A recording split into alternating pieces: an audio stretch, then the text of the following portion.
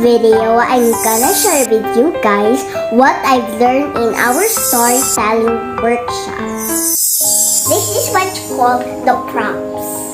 Props in a storytelling encourage younger children to enrich their understanding of the story. I'm using puppet sticks.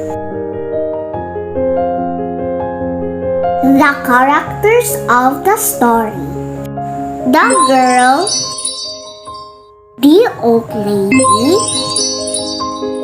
the fairy, and the baker. Let's start the story, guys. The girl and the fairy. I wrote this story for your little ones. Once upon a time, there was a poor girl named Sweetie Pie. She loves to bake a cake and never give up on her dreams. One morning in her home, while she was preparing her breakfast, someone's knocking at the door. Anybody home? Sweetie Pie opened the door and saw an old lady. The old lady said, "Give me a water." Sweetie Pie gave a water to the old lady right away.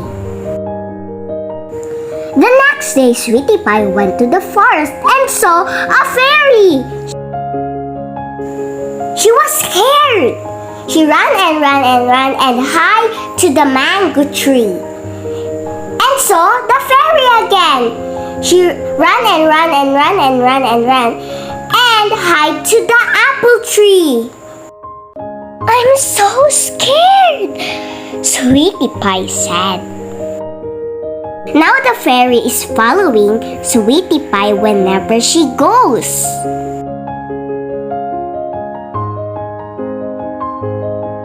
And after that, the fairy said, "Don't be afraid, young lady. You have a good heart. Now any wish you want will be granted." Sweetie Pie's wish is she wants to be famous in the world. After a few days, Sweetie Pie joined in a baking contest. And then Sweetie Pie won in baking contest. She baked the biggest and colorful cake. From then on, she is always happy and very lucky. She built her own bakery and then shared something to the poor. Sweetie Pie is now the most famous baker in the world. The end.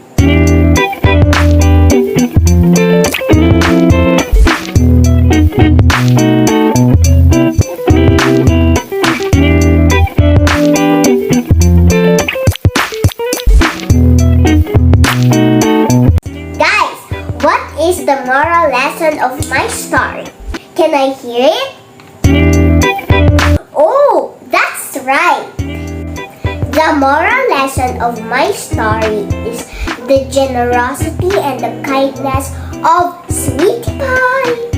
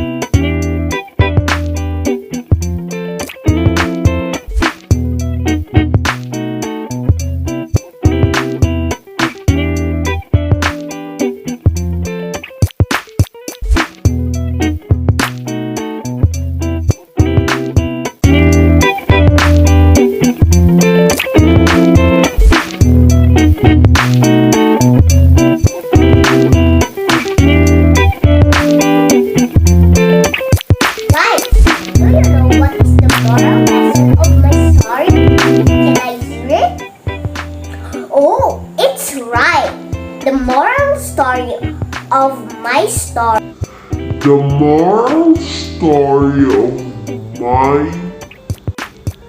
The moral story... This is, guys, what I call the prank.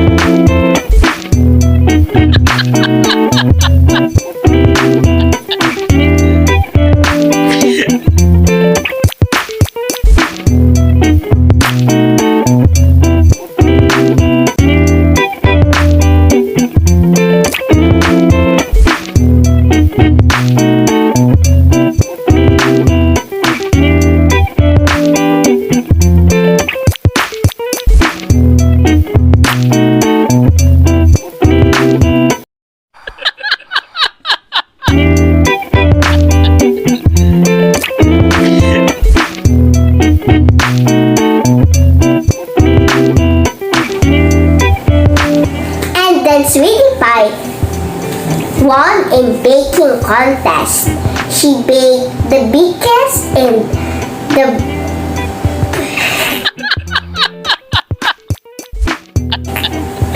Sorry, I forgot it, guys. Please subscribe. That's all, guys. Please subscribe to my YouTube channel, Venice Sj.